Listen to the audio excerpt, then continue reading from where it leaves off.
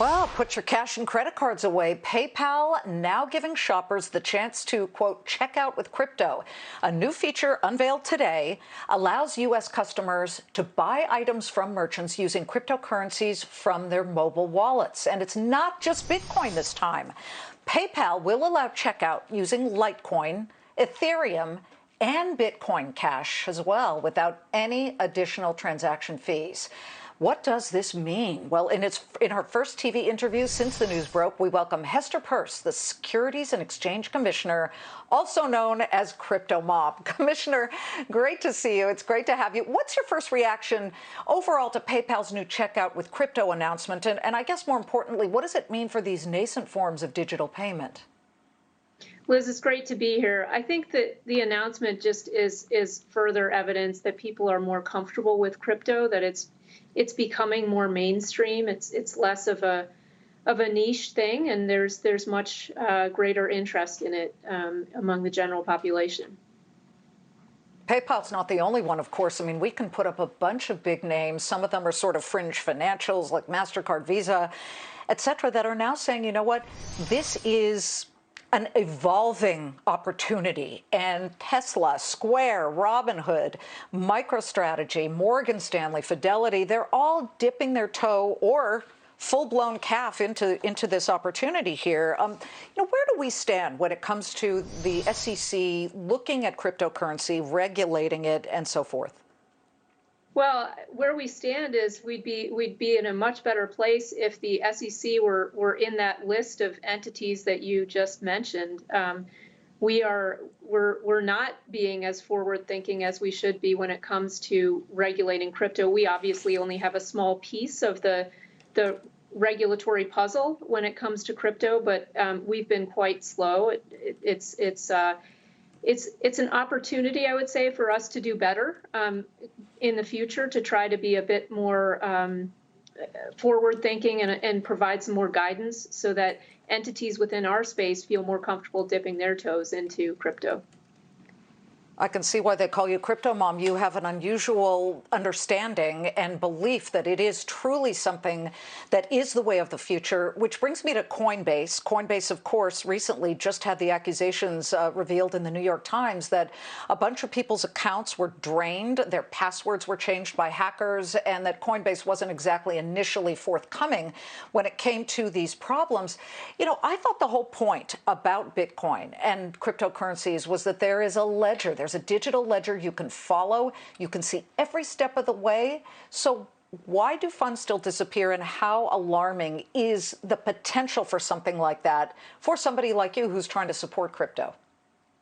Well, look, as an initial matter, I think the role of a regulator is to allow for experimentation, to allow people to try new things, to put guardrails around that so that investors and markets are protected, but really to allow that experimentation.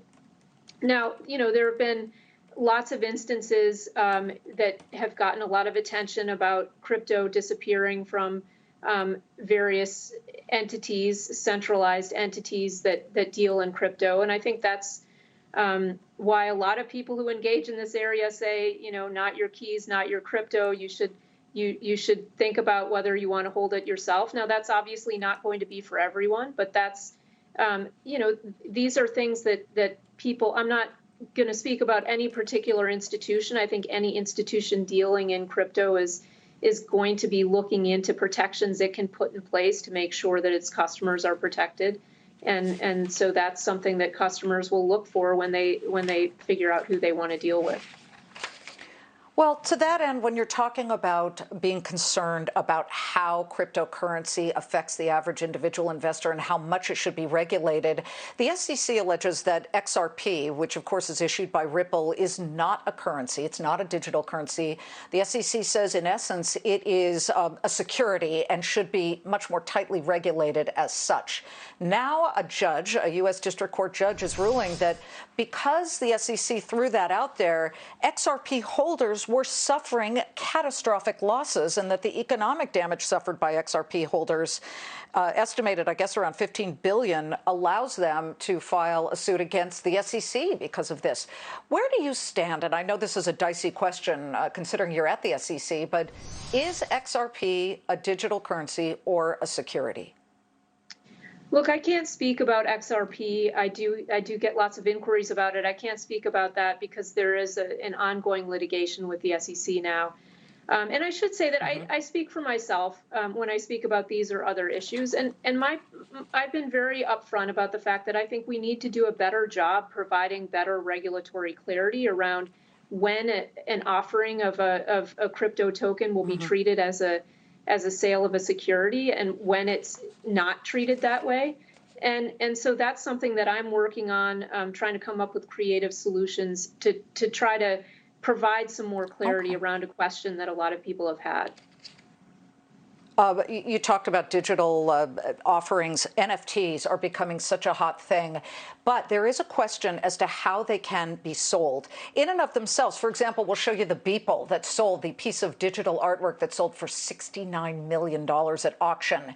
That in and of itself is legal, but you have warned that if somebody then slices it up into pieces, almost like breaking off bits of a chocolate bar, that then makes it a security, and that people need to be very cautious because they could be breaking the law.